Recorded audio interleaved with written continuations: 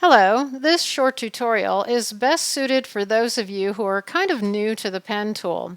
I'll show you how you can use the pen tool and the curvature tool together to create a simple design. I'll be using this picture of an apple to kind of trace from. It's just something to follow along with.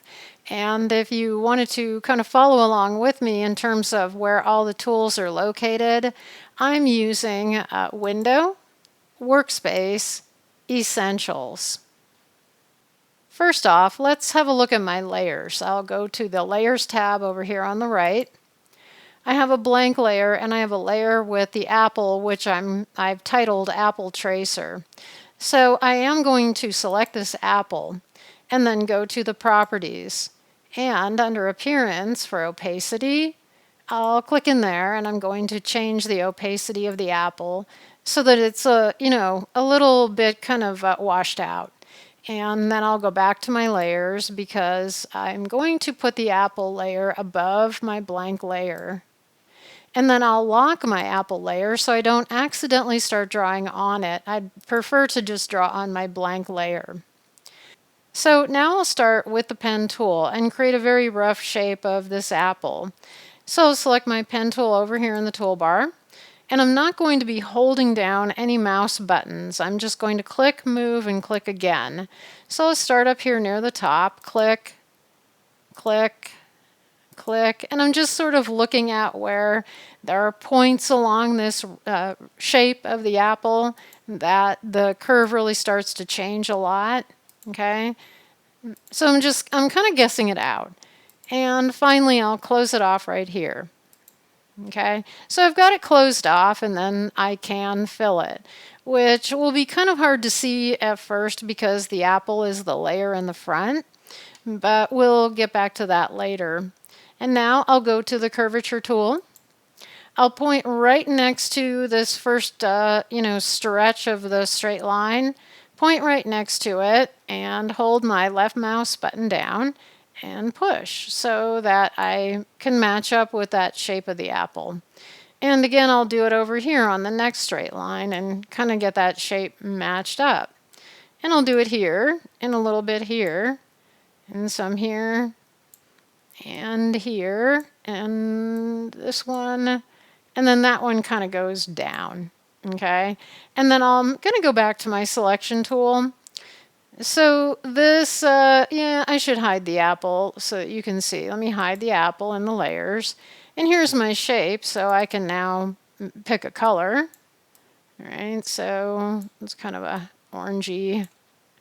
But, there's my shape, and it's starting to come together. It's not perfect yet, but let me get the apple back into view. So I've got the one shape, and then I can, do the same thing, say, for the leaf shape. Start with the pen tool and really rough this out. So there is this little stem here. Probably I'll zoom in. Let me get that. There we go. And I'll click and click, click again and again, maybe here and here, and click and click and again.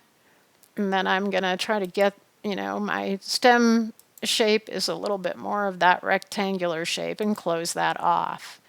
And again, back to the curvature tool where I can start to get, form that leaf shape. And I did add that little extra in there so I could try to get a curve in there. And pull this one out and pull that one out.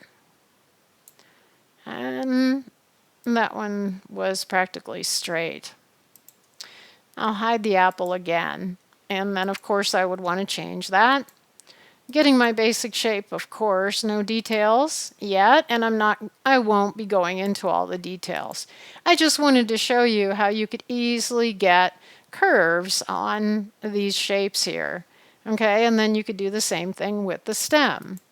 Okay, now, if there was something you needed to fix or points along the path that you wanted to add, then you can go. Let me go ahead and click on this apple shape here. And I'm kind of trying to zoom in a little bit more so that maybe you can see this better, but I do have kind of a rough edge right there. So one thing I can do here, I can go over to my direct selection tool, and I've got all these little points here along the path, and I'm going to click one to activate it. Now that I've activated that with the direct select tool, I can move, I can pull this out to, change the way that curve occurs.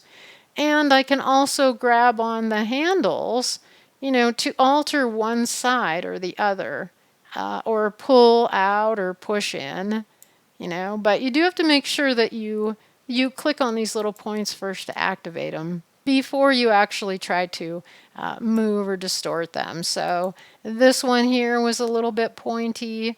I could click on that and then grab one bar, one handle on the side of that to try to smooth it out. Okay, so that's just a little, really a quick sampling of how you can work with those two tools together, plus your direct select tool, in order to get a shape with nice curves without having to rely exclusively on the pen tool. So I hope those few tips help, and have a great day.